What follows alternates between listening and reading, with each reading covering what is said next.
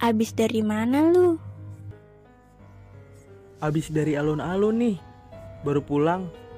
Sama siapa lu ke alun-alun malam-malam gini? Sendirian aja, abis nyari jajanan. Naik apa lu ke sananya? Naik transportasi umum, emang kenapa? Ngomong-ngomong, lu tau gak sih tentang kendaraan berhantu? Gua pernah denger tuh, dari beberapa sumber.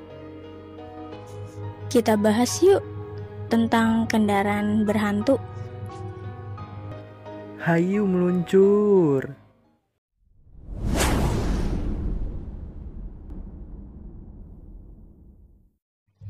Cerita yang pertama adalah kereta hantu Manggarai.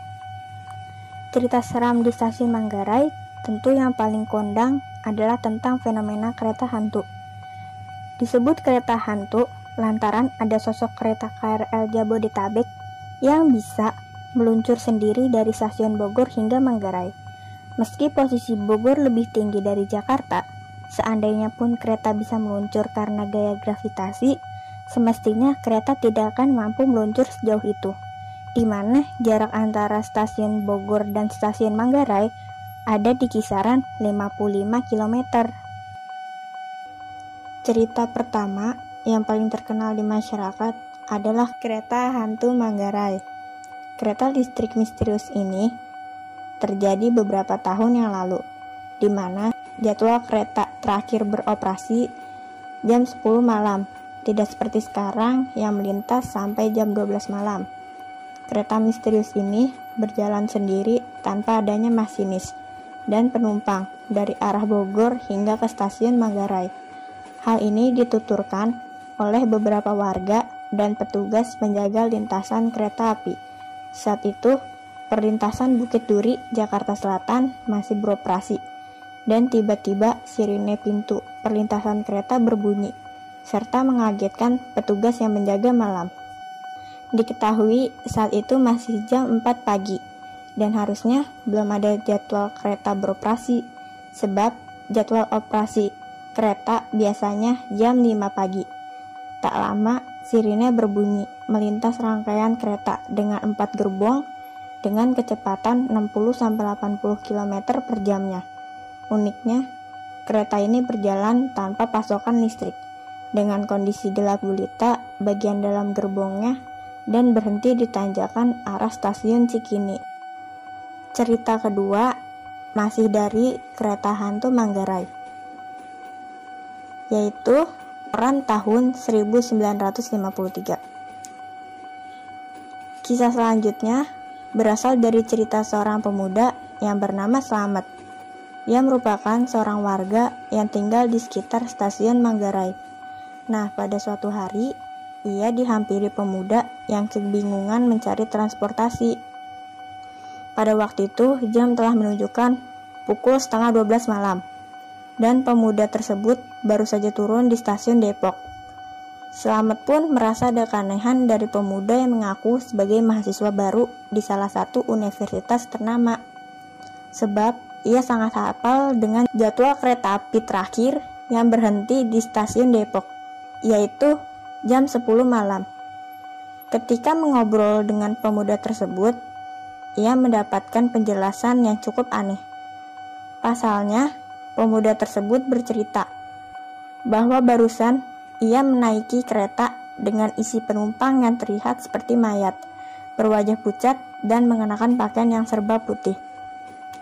Selain itu, para penumpang pun tidak melakukan interaksi sama sekali dengan penumpang lainnya selama berada di dalam kereta. Nah, ketika berada di dalam kereta, pemuda itu kebetulan sempat meminjam koran dari seorang penumpang dan lupa untuk dikembalikan. Slamet pun tidak percaya begitu saja. Untuk membuktikan hal itu, Slamet mengajak pemuda tersebut untuk menemui seorang petugas kereta api dan menceritakan peristiwa yang baru saja dialami oleh sang pemuda. Petugas sontak merasa aneh karena ia merasa tidak melihat satupun kereta api yang melintas lebih dari jam 10 malam. Nah, demi meyakinkan Slamet dan petugas kereta api, Pemuda itu kemudian menunjukkan koran yang dipinjamnya. Namun setelah diperiksa, ternyata mereka bertiga sangat terkejut karena koran yang ditunjukkan oleh pemuda itu merupakan koran terbitan tahun 1953.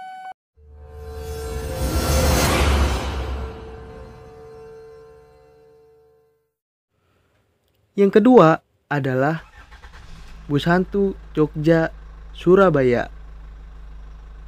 Bus ini beroperasi 24 jam untuk memfasilitasi para penumpang yang akan berpergian. Sudah menjadi rahasia umum, bus di jalur yang sering melaju cepat untuk kerja setoran. Akibatnya, banyak juga kecelakaan yang terjadi di jalan. Cerita Eko. Cerita ini dialami oleh Eko yang mau pergi ke Surabaya dari Sragen. Dia sudah menunggu bus pukul 11 malam. Tapi anehnya baru ada sekitar pukul jam 12-an malam. Dia memberhentikan bus lalu naik. Di dalam bus itu terlihat hanya ada 6 penumpang saja. Eko kemudian bertanya kepada penumpang yang duduk tidak jauh darinya. Dia bertanya, "Bapak turun di mana?" Tapi pertanyaannya tidak dijawab. Karena mengantuk, dia pun tidur di bus. Tiba-tiba, Eko dicolek kernet untuk membayar ongkos. Si kernet juga terlihat diam tanpa berbicara. Eko memberikan uang 50.000 kepada kernet dan dikasih karcis serta kembalian. Dia kali ini merasa keanehan karena sikap penumpang dan kernet yang dari tadi diam. Saat bus ini tiba di Terminal Madiun, Eko turun karena sudah kebelet kencing.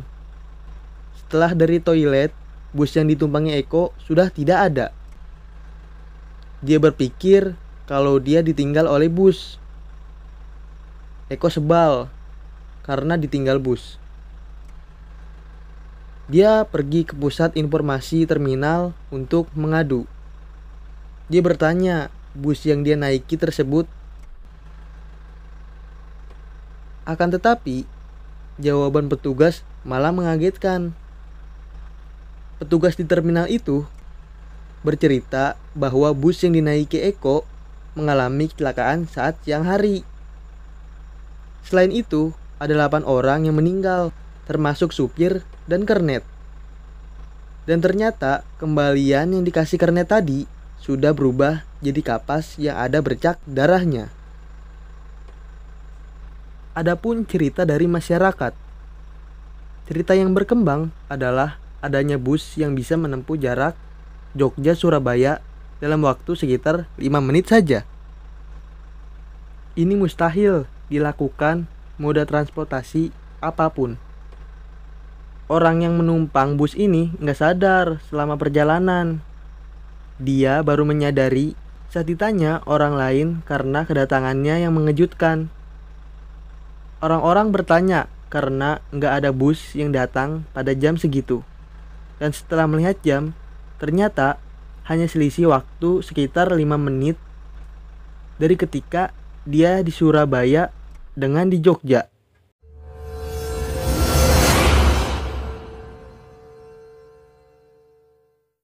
Cerita yang ketiga adalah bis kuning. Cerita ini pernah dialami oleh seorang cewek yang baru pulang sekolah menjelang maghrib. Dia disapa seorang cewek yang mengenakan seragam sekolah yang sama dengannya. Mereka pun pulang bareng naik bis kuning.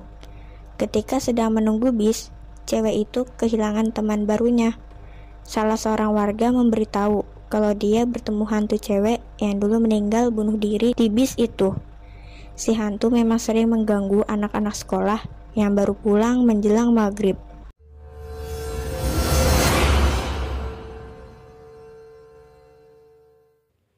Yang keempat adalah angkot misterius Klender. Cerita ini terjadi sudah lumayan lama dan ada hubungannya dengan peristiwa kerusuhan pada 15 Mei 1998. Ketika ditemukan sekitar 450 mayat terbakar di Mall Klender.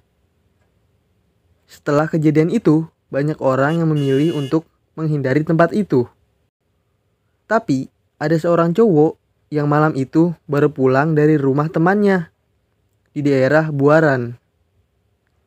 Karena tujuannya di Rawamangun, maka dia naik angkot nomor 27, jurusan Buaran Rawamangun. Ketika melintasi Buaran, beberapa penumpang naik ke dalam angkot. Saat angkot mendekati Mall Klender, beberapa penumpang turun begitu saja dan masuk ke dalam mall yang belum lama terbakar. Para penumpang yang turun itu hanya diam. Begitupun angkot yang ditumpangi cowok itu. Cowok itu kaget ketika melihat perubahan kulit dan bentuk para penumpang yang berubah menjadi hitam, seiring tercium bau daging yang terbakar. Tema ini hanya membahas tentang sebuah cerita mistis yang pernah dialami beberapa orang. Bukan berarti kalian takut untuk menaiki transportasi umum. Sekian dulu pembahasan tentang kendaraan berhantu. Sampai jumpa di konten horor lainnya. Bye.